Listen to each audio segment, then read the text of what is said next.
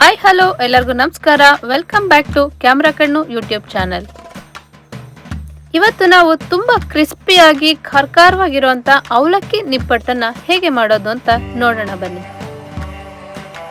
ಅವಲಕ್ಕಿ ನಿಪ್ಪಟ್ಟು ಮಾಡೋದಕ್ಕೆ ಬೇಕಾಗಿರೋ ಇಂಗ್ರೀಡಿಯೆಂಟ್ಸ್: 2 ಕಪ್ ಅವಲಕ್ಕಿ, 1 ಕಪ್ ಕಡಲೆ ಹಿಟ್ಟು, 2 ಸ್ಪೂನ್ ಜೀರಿಗೆ, 1.5 ಸ್ಪೂನ್ ಚಿಲ್ಲಿ ಫ್ಲೇಕ್ಸ್,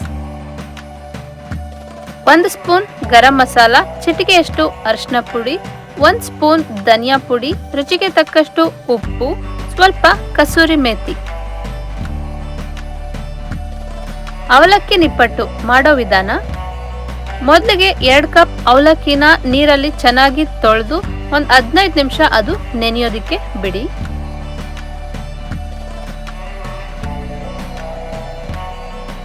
ನಂತರ ಸ್ಟವ್ ಮೇಲೆ ಒಂದು ಪ್ಯಾನ್ ಇಟ್ಕೊಂಡು ಪ್ಯಾನ್ ಬಿಸಿಯಾದ ನಂತರ ಅದಕ್ಕೆ 2 ಸ್ಪೂನ್ ಎಣ್ಣೆ ಹಾಕೊಳ್ಳಿ. ಎಣ್ಣೆ ಬಿಸಿಯಾದ ನಂತರ ಅದಕ್ಕೆ ಜೀರಿಗೆನ ಹಾಕೊಳ್ಳಿ. ಜೀರಿಗೆ ಎಲ್ಲ ಚಿಟಪಟ ಅಂದಾಗ ಚಿಲ್ಲಿ ಫ್ಲೇಕ್ಸ್ ಏನು ತಗೊಂಡಿದ್ವಲ್ಲ ಅದನ್ನ ಹಾಕೊಳ್ಳಿ. ಹಾಕ್ಬಿಟ್ಟು ಚೆನ್ನಾಗಿ ಫ್ರೈ ಮಾಡಿ.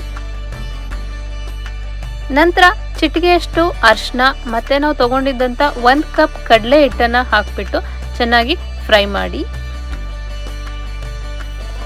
ಇದನ್ನ 4 ರಿಂದ 5 ನಿಮಿಷ ಆದ್ರೂ ಫ್ರೈ ಮಾಡಬೇಕು. ಆ ಕಡಲೆ ಹಿಟ್ಟಿಂದು ಘಮ ನಮಗೆ ಬರುತ್ತೆ 4 ರಿಂದ 5 ನಿಮಿಷ ಫ್ರೈ ಮಾಡಿದ್ರೆ. ಸೊ ಅಲ್ಲಿವರೆಗೂ ಇದನ್ನ ಫ್ರೈ ಮಾಡ್ಕೋಬೇಕು. ಚೆನ್ನಾಗಿ ಫ್ರೈ ಆದ ನಂತರ ನೋಡಿ, ಇವಾಗ ನಾನು ವಿಡಿಯೋದಲ್ಲಿ ಹೇಗೆ ತೋರಿಸ್ತಿಲ್ಲ ಈ ತರ ಉದುರಾಗಿ ಆಗುತ್ತೆ ಕಡಲೆ ಹಿಟ್ಟು. ನಂತರ ಸ್ಟವ್ ಆಫ್ ಮಾಡಿಕೊಂಡು ಒಂದು ಮಿಕ್ಸಿಂಗ್ ಬೌಲ್ ತಗೊಳ್ಳಿ. ಮಿಕ್ಸಿಂಗ್ ಬೌಲ್ಗೆ ನಾವೇನು ತೊಳೆದು ನೆನೆಸಿಟ್ಟಿದ್ವಲ್ಲ ಅವಲಕ್ಕಿ, ಅದನ್ನ ನೀರಿನಿಂದ ತೆಗೆದು ಮಿಕ್ಸಿಂಗ್ ಬೌಲ್ಗೆ ಹಾಕೊಳ್ಳಿ. ನಂತರ ನಾವು ಜೀರಿಗೆ, ಚಿಲ್ಲಿ ಫ್ಲೇಕ್ಸ್, ಅರಿಶಿನ, ಕಡಲೆ ಹಿಟ್ಟು ಎಲ್ಲ ಹಾಕಿ 4 ರಿಂದ 5 ನಿಮಿಷ ಹುರಿದಿಟ್ಕೊಂಡಿದ್ವಲ್ಲ ಆ ಕಡಲೆ ಹಿಟ್ಟನ್ನು ಮಿಕ್ಸಿಂಗ್ ಬೌಲ್ಗೆ ಹಾಕೊಳ್ಳಿ. ನಂತರ ರುಚಿಗೆ ತಕ್ಕಷ್ಟು ಉಪ್ಪು, ಗರಂ ಮಸಾಲ, ಧನಿಯಾ ಪುಡಿ, ಸ್ವಲ್ಪ ಕಸೂರಿ ಮೇಥಿ ಎಲ್ಲವನ್ನು ಹಾಕೊಂಡು ಈ ಮಿಶ್ರಣನ ಚೆನ್ನಾಗಿ ಕಲಿಸ್ಕೋಬೇಕು. ಅವಲಕ್ಕಿಯನ್ನ ನೆನೆಸಿ ನಾವು ಹಾಕಿರೋದ್ರಿಂದ ಅವಲಕ್ಕಿಯಲ್ಲೇ ತುಂಬಾನೇ ನೀರಿನಂಶ ಇರುತ್ತೆ. ಸೊ ಇದಕ್ಕೆ ಯಾವುದೇ ತರ ನೀರನ್ನ ಹಾಕೋ ಅವಶ್ಯಕತೆ ಇರೋದಿಲ್ಲ. ಅವಲಕ್ಕಿಯಲ್ಲಿರೋ ನೀರೇ ಸಾಕಾಗುತ್ತೆ. ಸೊ ಇದನ್ನ ಚೆನ್ನಾಗಿ ಕಲಿಸ್ತಾ ನಾನು ಇವಾಗ ವಿಡಿಯೋದಲ್ಲಿ ಏನು ತೋರಿಸ್ತಾ ಇದ್ದೀನಲ್ಲ ಈ ಕನ್ಸಿಸ್ಟೆನ್ಸಿಗೆ ಬರುತ್ತೆ.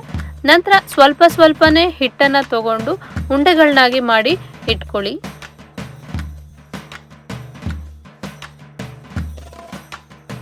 ನಂತರ ಎಲ್ಲ ಉಂಡೆಗಳನ್ನ ಮಾಡಿ ಇಟ್ಕೊಂಡ ನಂತರ ನಾನು ಇವಾಗ ವಿಡಿಯೋದಲ್ಲಿ ಹೇಗೆ ತೋರಿಸ್ತಿದ್ದೀನೋ ಆ ಥರ ನಿಪ್ಪಟ್ಟಿನ ರೀತಿನಲ್ಲಿ ನೀವು ಪ್ರೆಸ್ ಮಾಡ್ಕೋಬಹುದು.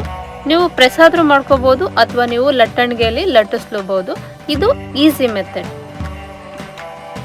ಈ ತರ ಬಟರ್ ಪೇಪರ್ನ ಇಟ್ಕೊಂಡು ಪ್ರೆಸ್ ಮಾಡೋದ್ರಿಂದ ನಿಪ್ಪಟ್ಟು ಎಲ್ಲದು ಒಂದೇ ಶೇಪಲ್ಲಿ ಬರುತ್ತೆ. ಪ್ಲಸ್ ಅದು ಅಂಟ್ಕೊಳ್ಳುತ್ತೆ ಅನ್ನೋ ಯಾವುದೇ ಪ್ರಾಬ್ಲಮ್ ಇರೋದಿಲ್ಲ. ಇದು ತುಂಬಾನೇ ಈಸಿಯಾಗಿರುತ್ತೆ. ಎಲ್ಲ ನಿಪ್ಪಟ್ಟನ್ನು ಪ್ರೆಸ್ ಮಾಡಿ ಆದ್ಮೇಲೆ ಚೆನ್ನಾಗಿ ಕಾದಿರೋ ಎಣ್ಣೆನಲ್ಲಿ ಹಾಕಿ ಇದನ್ನ ಫ್ರೈ ಮಾಡ್ಕೊಳ್ಳಿ. 2 ಸೈಡು ನಿಪ್ಪಟ್ಟನ್ನ ಚೆನ್ನಾಗಿ ಫ್ರೈ ಮಾಡಿದ್ರೆ ನಮಗೆ ತುಂಬಾನೇ ಕ್ರಿಸ್ಪಿ ಆಗಿರೋ ನಿಪ್ಪಟ್ಟು ರೆಡಿ ಆಗುತ್ತೆ.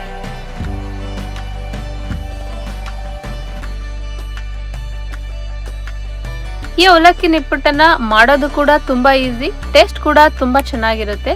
ಎಲ್ಲರೂ ಒಂದ್ಸಲ ಟ್ರೈ ಮಾಡಿ ನೋಡಿ ಟೇಸ್ಟ್ ಹೇಗಿತ್ತು ಅಂತ ಕಮೆಂಟ್ ಸೆಕ್ಷನ್ ಅಲ್ಲಿ ತಿಳಿಸಿ. ಇದೇ ತರ ರೆಸಿಪೀಸ್ಗೆ ಕ್ಯಾಮ್ರಾ ಕಣ್ಣು ಯೂಟ್ಯೂಬ್ ಚಾನಲ್ನ ತಪ್ಪದೆ ಸಬ್ಸ್ಕ್ರೈಬ್ ಮಾಡ್ಕೊಳ್ಳಿ.